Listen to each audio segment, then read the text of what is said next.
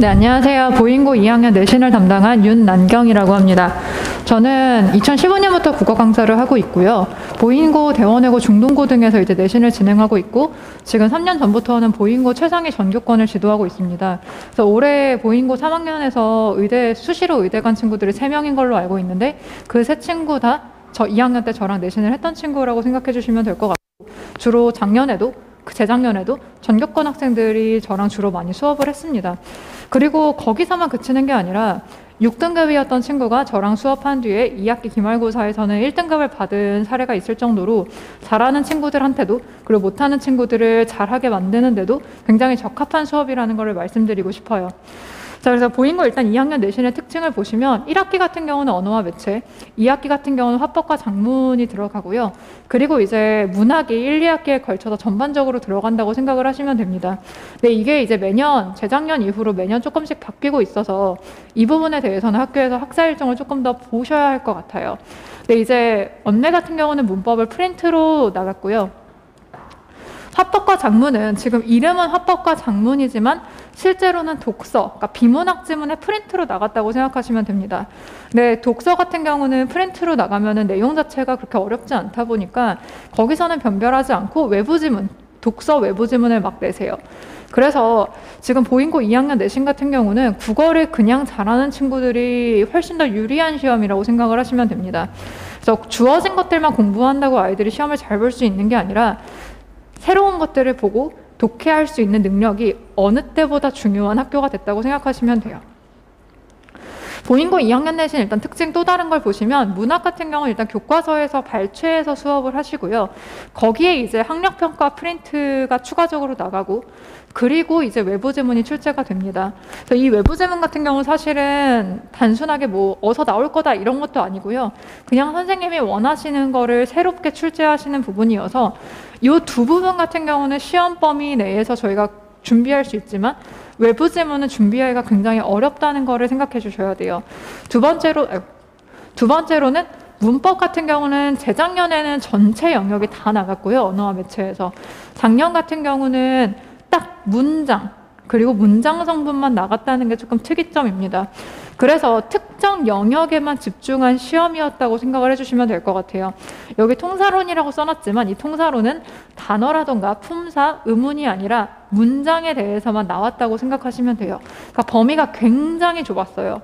그리고 심화 내용이 이제 프린트나 PPT로 나가서 이 부분 같은 경우는 일반적인 학교 문법에서 다루지 않는 굉장히 심도 깊은 내용을 수업 때 했다고 생각하시면 되고, 그게 이제 시험에 반영돼서 나왔어요. 문법 같은 경우는 시험지 자체가 몇 장 되지 않기 때문에 시간이 부족하진 않고요. 대신에 굉장히 까다로운 선택지가 있어서 아이들이 헷갈리게끔 내시고 거기서 낚이지 않는 게 제일 중요한 시험입니다.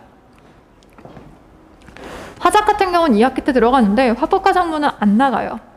그건 아예 범위에 출제되지 않고 학교 프린트, 아까 말씀드린 비문학 지문들을 프린트로 하시고, 하브르타 학습법을 굉장히 좋아하셔서 학생들끼리 토론하고 학생들끼리 서로 알려주는 수업을 지향하십니다.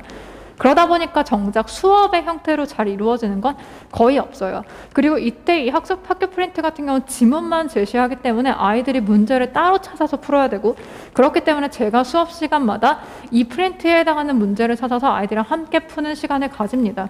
그리고 이제 외부 지문, 내용과 전혀 상관없는 지문이 많이 출제가 돼요. 자, 그래서 이제 외부 지문의 영향이 매우 크다는 거를 조금 생각을 해주셔야 할 것 같습니다. 그렇지만 선생님에 따라 달라질 수 있다는 거를 조금 염두에 두셔야 돼요. 왜냐하면 재작년과 작년의 시험 형태가 완전히 달랐기 때문에 올해도 한 번 더 지켜보셔야 합니다. 그 이유는 재작년 같은 경우에는 문학이 차은길 선생님을 중심으로 해서 교과서 문학을 아주 심도 있게 다뤘어요. 이때는 외부 지문이 거의 안 나왔다고 생각하시면 됩니다. 나와도 보기로 하나 정도 출제되는 수준이었다면 작년 같은 경우는 그냥 아예 세 지문 정도가 외부 지문으로 그냥 들어갔기 때문에 아이들이 시험장에서 읽고 풀어야 하는 경우가 상당히 많았어요. 언매랑 화작을 그 당시엔 또 선택을 했거든요. 그래서 언매 보는 반, 화작 보는 반이 따로 있었고, 이때 언매 같은 경우는 교과서에 프린트가 나갔고, 화작 같은 경우에 교과서에 부교재가 나가고, 화법과 작문을 실제로 시험으로 공부하고 시험으로 냈다는 점이 또 작년과의 차이점이죠. 독서가 그땐 나갔는데 그때는 이제 수능 특강 독서 영역을 가지고 시험을 봤다고 생각하시면 됩니다. 외부 지문은 나오지 않았어요. 그러니까 재작년 같은 경우는 외부 지문이 거의 없이 학교 그 어떤 텍스트에 충실한 수업이었다면 작년 같은 경우는 학교 프린트 자체가 굉장히 좀 허술한 편이었고 대신에 변별을 다 외부 지문으로 했기 때문에 모의고사를 잘 보는 친구들이 무조건 유리한 시험일 수밖에 없었습니다. 그래서 작년 같은 경우는 일단 성실하게 공부를 해도 외부 지문에서 많이 틀리는 경우에는 등급을 따기가 굉장히 어려웠다고 보시면 돼요. 그럼 1학기 대신 대비는 이제 문학과 언매가 될 텐데 문학 부분 같은 경우는 기본 점수 확보에다가 변별력 대비라고 생각을 하시면 됩니다. 그래서 아이들이 공부할 때 기본 점수를 최대한 확보하고 변별력을 어떻게 해결할 수 있나를 생각을 해주시면 좋을 것 같아요. 기본 점수 획득은 일단 교과서랑 프린트 본문 내용을 완벽하게 숙지하는 게 일단 첫 번째입니다.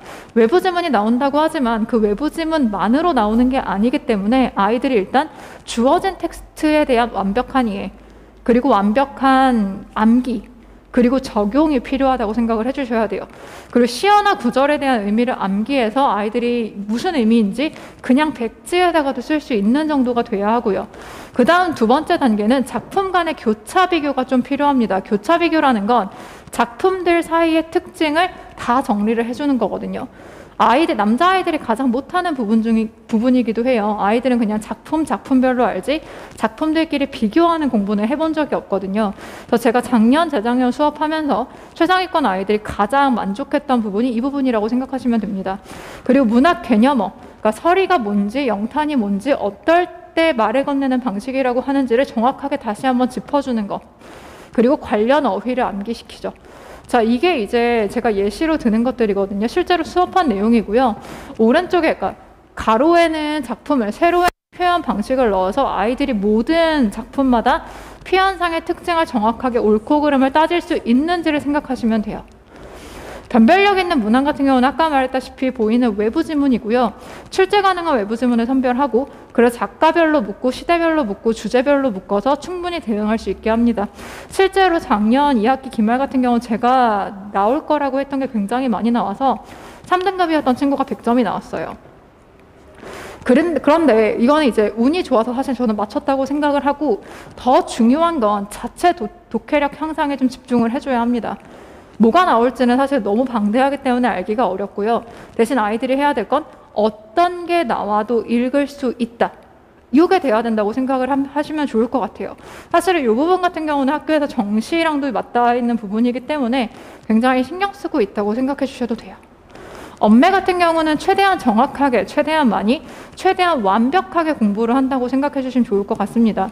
일단 첫 번째로 학교 선생님 수업을 이제 취합을 하고 출제 포인트를 제가 짚어가면서 어떤 부분을 주의해야 될지를 수업을 할 거예요. 그 다음엔 주관식으로 확인을 합니다. 예를 들면 뭐 문장 성분에 뭐가 있는지, 뭐가 주성분이고 뭐가 부속성분인지를 다 써보고 그리고 고난도 문항 OX 테스트를 매주 볼 거예요.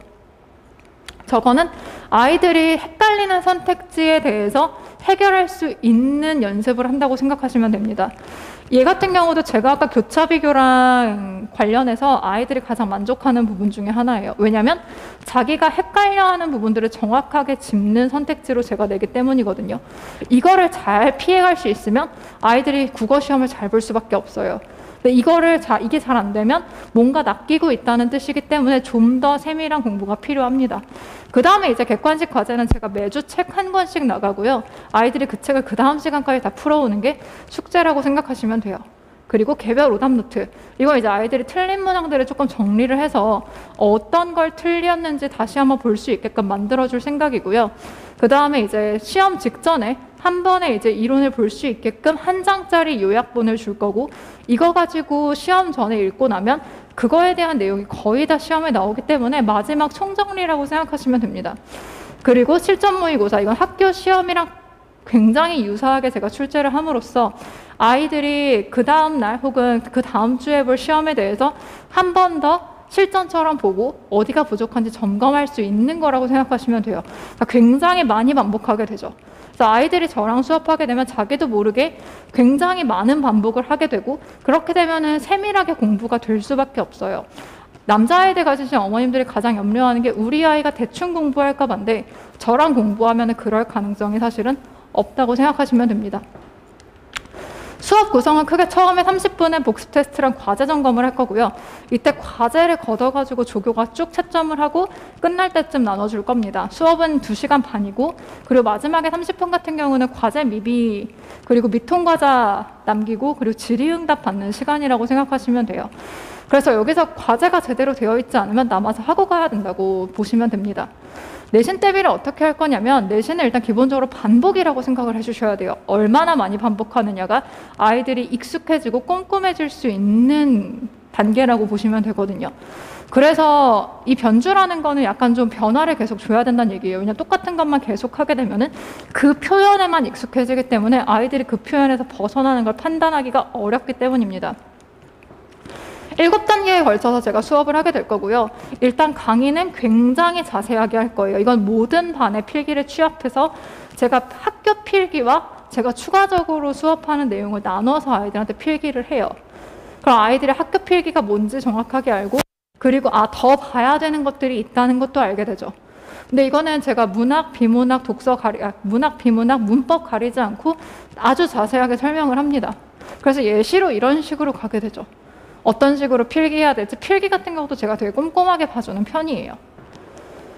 그리고 수업 전에 OX 테스트를 볼 건데 전 시간에 대한 복습 테스트라고 생각하시면 돼요. 정확하게 어떤 말에 대해서 옳은지 그른지를 아이들이 판단할 수 있어야 되고요. 대충 잘 모르겠어 하고 넘어가지 않고 그게 확실히 맞냐, 확실히 틀리냐, 아니면 모르냐 이렇게 연습을 시켜야 되고요. 이거 같은 경우는 선생님의 필기 반영본에다가 제가 최대한 헷갈리게끔 만든 선택지라고 생각하시면 돼요. 보통 아이들이 문제를 틀리는 건 그 문제 선택지 5개를 다 몰라서가 아니라 보통은 3개를 제끼고 2개 중에서 헷갈리게 되거든요. 이 2개 헷갈리는 것에 대한 연습을 한다고 생각하시면 돼요. 도망가지 못하게. 맞냐 틀리냐. 근데 이거를 꾸준히 학습하면 아이들이 문장을 보는 게 굉장히 예민해집니다. 그 다음에 이제 백지 복습인데요.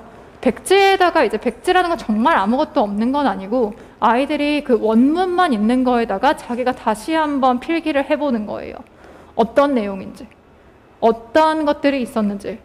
자기가 아는 건 그냥 검정으로 쓰고요. 그 다음에 이제 추가적으로 기억이 나면 파란 펜, 그 다음에 이제 기억이 안 나는 건 빨간 펜으로 아이들이 교정에 가서 쓰면서 내가 이걸 몰랐구나, 다시 한번 암기해야지 라고 할 수 있게끔 단계를 나눠줍니다. 그 다음에 이제 문제풀이인데 아까 말했다시피 제가 한 권의 분량으로 보통 나가고요. 아까 OX가 헷갈리는 선택지에 대한 정확한 판별이라면 이거는 약간 5개의 모호한 선택지들 중 정답을 골라내는 연습을 한다고 생각해 주시면 될 것 같아요. 각 작품별 혹은 그 단원별로 중요한 문항에서 세부 문항으로 가게 되고요. 비슷한 유형을 반복적으로 학습함으로써 아이들이 자연스럽게 익히게 될 수 있게끔 제가 책을 구성을 할 겁니다. 그 다음에 이제 작품 교차 정리인데 아까 보여드렸죠. 얘는 작품 한 장으로, A3 한 장으로 제가 공통점과 차이점을 정리해줘요. 그럼 아이들이 얘네 뭐 의인화가 쓰인 건 이런 시가 있구나. 1인칭 시점 같은 경우는 이런 소설들이 있구나. 이런 식으로 정리가 가능하죠. 특히 이제 가끔씩 선생님들이 어떤 애매하게 보시는 부분들이 있어요. 학교 선생님마다 다르게 보는 경우. 그런 건 제가 점검을 해서 질문하고 와서 다시 한번 이 학교 보인고에 맞게 정리를 해줍니다. 그래서 어떤 학교는 A라고 보고 어떤 학교는 B라고 보는 상황에서 보인고가 어떻게 보는지를 정리해 주는 거죠. 이걸 알면 애들이 헷갈리지 않아요. 선생님의 의도를 알기 때문에. 그래서 표현상의 특징, 아까 보여드린 대로 왼쪽에 표현상의 특징에 어떤 줄이 있기 때문에 그게 맞는지 틀리는지를 아이들이 완벽하게 알게 되고 그럼 틀리지 않아요. 그래서 작년에 제 수업 들었던 친구들 중에 중간 기말, 1학기 중간 기말, 2학기 중간 기말에 모든 시험에 100점이 무조건 있었어요. 그렇게 하면 제가 이만큼 꼼꼼하게 봤기 때문에 아이들이 실수하지 않을 수 있었던 거죠. 그래서 아까 보여드린 대로 이렇고 실전 모의고사 같은 경우는 시험 직전에 약점을 찾아요. 제가 진도를 조금 빨리 나가는 편이고 그 이유는 여러 번 반복해야 되고 그리고 아이들이 시험 직전에 모의고사를 봄으로써 내가 어디가 부족한지를 알아야 되기 때문이거든요. 그래서 학교 선생님 스타일대로 문제를 출제를 하고 자기가 어디가 약한지를 탐색하는 시간을 가진다고 생각하시면 됩니다. 실전 연습이고요. 이거 생각보다 많이 틀려요. 그래서 어떤 친구들 막 울면서 집에 간 적도 있는데 그 친구들이 내가 이게 부족하구나라고 생각하고 공부를 더 했기 때문에 정작 본 시험은 굉장히 잘 봤습니다. 아이들이 다 남자아이들이다 보니까 정리하는 거에 대한 걱정이 되게 많으세요. 전 그래서 아이들한테 요약집까지 제공을 합니다. 그래서 시험 전에 뭘 봐야 될지 잘 모르더라고요. 내가 뭐 해야 되지? 문제도 이미 다 풀었고 이제 내 아이들을 효율적으로 공부하는 게 강사의 능력이잖아요. 그래서 아이들이 최대한 많이 알게 한 다음에 압축시켜주는 게 이 단계라고 생각하시면 됩니다. 그래서 압축 정리해서 기억을 환기시키고 시험 직전에 모든 것들을 한 번씩은 훑고 갈 수 있도록, 그게 이제 한 장짜리 요약집이라고 생각하시면 돼요. 그럼 이제 자세한 강의에 백지복습 요 사이에 지금 하나가 빠졌는데 OX죠. 표 정리, 손바닥 정리, 실전 모의 다 합치면 7단계의 학습 단계가 되고요. 그럼 최소한 7번은 저랑 반복할 수 있게 된다고 생각하시면 됩니다. 특히 백지복습을 여러 번 한다면 아이들의 어떤 그 반복이 조금 더 많아지겠죠. 이게 일단 학습이랑 관련된 거고요. 그러면 당연히 높은 등급이 나올 수밖에 없다고 생각하시면 돼요. 그 다음 이제 관리는 어떻게 들어가냐. 첫 번째 오자마자 이제 과제를 걷어서 과제 점검을 하고요. 그 다음에 이제 수업 전 테스트에 대한 이제 결과를 안내드리고 수업 후에 클리닉하고 매 수업 피드백 문자 드리고 그리고 이제 학생과의 소통으로 나뉘어 있는데 일단 첫 번째는 과제 점검은 시험 보는 동안 조교가 이제 채점을 해줄 거예요. 조교는 이제 이미 정해져 있고 보인고 졸업한 의대 합격한 친구고 이 친구는 저랑 공부하면서 국어 내신이 거의 다 1위였어요. 전교 1, 2등이었거든요. 그러니까 이 친구가 보인고에 대해서 잘 알고 있고 그래서 나중에 뭐 방향성에 대해서 질문하기 되게 좋은 친구로 제가 선택했습니다. 미비한 학생은 남아서 완료 후에 귀가를 해야 되고요. 아까 남은 그 클리닉 시간에 이 친구들이 하고 가야 된다고 생각하시면 좋을 것 같습니다. 수업 전 테스트는 아까 말씀드린 대로 OX 테스트가 될 거고요. 이거는 제가 매 시간은 뭐가 될 거냐면 성적표가 나갈 거예요. 그래서 이 친구가 어떤 문항을 틀렸는지 오답률은 몇 %인지가 제공이 되면서 쉬운 문항을 틀린 경우는 아이가 다시 한번 볼 수 있게끔 하는 시간을 가진다고 생각하시면 돼요. 수업 후 클리닉 같은 경우는 과제랑 시험 미통과자들을 오답노트를 하고 가야 되고요. 질의응답을 할 수 있는 시간이 된다고 보시면 돼요. 재작년 같은 경우는 질문이 너무 많아서 제가 1시간 정도까지 소요를 했고요. 작년 친구들 같은 경우에는 질의응답하는 친구가 많지 않아서 보통 20-30분 내로 끝냈다고 보시면 돼요. 그러니까 그 해에 그 반의 분위기에 따라 좀 더 길어질 수도 있고 적당히 끝낼 수도 있다고 생각하시면 될 것 같고요. 학부모님과의 소통은 제가 과제 점검한 내용, 아까 보여드린 성적표가 매주 나갑니다. 그래서 어떻게 할지 지금 어디를 하고 있는지까지 말씀을 드리고요. 그리고 아이별로 약간 이슈가 발생하는 경우에는 따로 연락을 드릴 거예요. 그래서 문자는 이렇게 나갑니다. 2주차 과제의 성취도는 얼마인지, 정답률은 얼마인지, 그리고 시험은 성적표가 어떻게 되는지, 점수는 어떻게 되는지. 그래서 이런 내용을 담고 있고요. 아이들과는 제가 시시때때로 계속 소통을 하면서 질문을 계속 받는다고 생각하시면 돼요. 그래서 이것도 실제로 선배들이랑 제가 문자한 내용이고요. 어떤 식으로 질문을 하고 어떻게 제가 답하고 있는지가 나오죠. 그래서 아이들이 찍어서 보내면 그거에 대해서 답을 해주기도 합니다. 그래서 꼼꼼하게, 꼼꼼하게 반복하는 게 아이 내신 향상의 지름길이라고 생각을 하고요. 관리가 잘 안 됐고 너무 많은 인원 때문에 아이가 잘 못했다고 생각하시면 저한테 보내주시면 제가 성적을 올려보도록 하겠습니다. 시간은 목요일 6시부터 9시고요. 아마 학교 일정에 따라서 이 시간은 6시 반에서 9시 반 혹은 7시에서 10시로 바뀔 수 있다는 거는 좀 생각해 주시면 좋을 것 같습니다. 3월 둘째 주에 개강할 예정이고요. 학사 일정에 따라서 이것도 한두 주 정도 변동이 있을 수 있습니다. 그래서 여기까지 하고요. 궁금한 점 있으시면 학원 쪽으로 문의 주시거나 번호 남겨주시면 제가 전화 드리도록 하겠습니다. 네, 여기까지 하겠습니다.